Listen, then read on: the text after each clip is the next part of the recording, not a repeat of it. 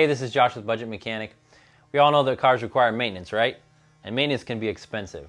But a lot of people are paying thousands of dollars for unnecessary repairs due to some easily avoided mistakes.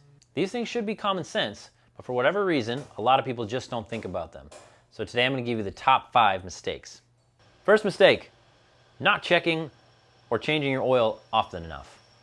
So checking your engine oil is on every maintenance list ever made. It's the most basic maintenance thing that you can ever do on a car, and still, so many people don't check their oil, they don't change it on time, they can't remember when it was last done, and it's so hard on their engine. So fresh motor oil, when you put it in your engine, it's closer to like maple syrup in thickness, and it's like a cushion in between moving metal parts to keep them from rubbing on each other. But when it gets old, it breaks down, it's no longer thick, it thins out, and that cushion between moving metal parts is no longer there, and they start rubbing on each other. Plus, you have particles, chunks of metal, bits of carbon running through your oil all the time. The filter gets out a lot of it, but the older your oil gets, the more of that particle gets running around through your engine and just tears stuff up. You have bearing problems, you have valve problems, the list goes on and on of what can be broken by bad engine oil or low engine oil. Really bad. And all it is, every couple weeks, checking your oil level, checking the color, and then having a good system for remembering when your 3,000 or your 5,000, 7,000 miles are up and it's time to change your oil again.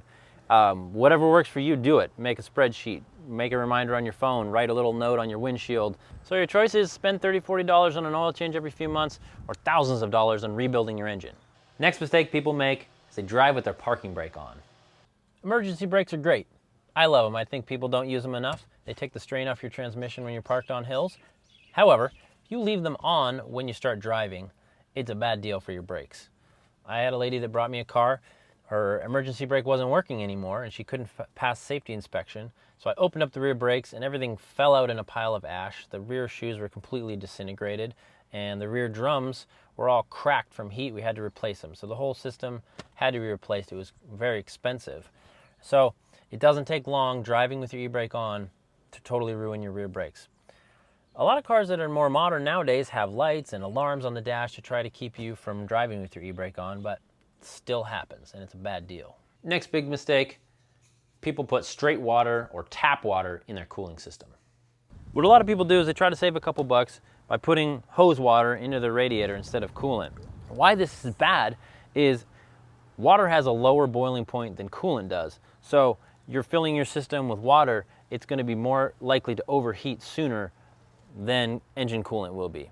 Also, water, as you know, doesn't agree with metal very well and it'll cause rust all through your system.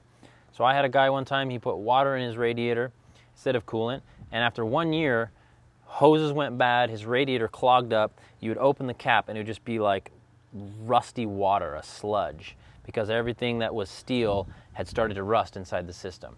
So it clogged all the ports in the radiator, that stopped working, the car overheated, and it was a big expensive repair. So, and another thing, with the hose water or the tap water, you have usually hard water or mineral deposits in there. Those under heat separate from the water and they get stuck on the sides of your cooling lines and your radiator. Same deal again, it's going to cause overheating. So it's not worth saving a couple bucks to put water in your radiator and in your cooling system when it's just going to cause overheating problems, potentially having to replace radiators and coolant lines. Now obviously if you have a roadside emergency and you've got a coolant leak, you need to fill it up with water and get yourself to a shop to get it repaired. But once that's done, flush the system and get coolant in your system. Another mistake people make, coming down long hills and just riding the brakes instead of downshifting. All right, if you live in Nebraska somewhere where it's flat, you're not gonna run into this. But if you live somewhere with big hills and mountains, you're gonna be going up and then down long hills. And if you ride your brakes all the way down that hill, they're gonna get really hot. They're probably gonna stop working as well, which is a safety hazard. And you'll end up ruining your brake pads and your brake rotors and having to replace them. That's going to be really expensive. What a lot of people don't realize is you got a transmission that you can usually switch into a manual mode and downshift. And then your engine is taking some of the strain of slowing the car down, and you give your brakes a break so they don't overheat and have to be replaced. The final mistake people make is not paying attention to the instrument panel. When everyone's driving, they're looking at their speedometer and their gas gauge, but they don't look at anything else.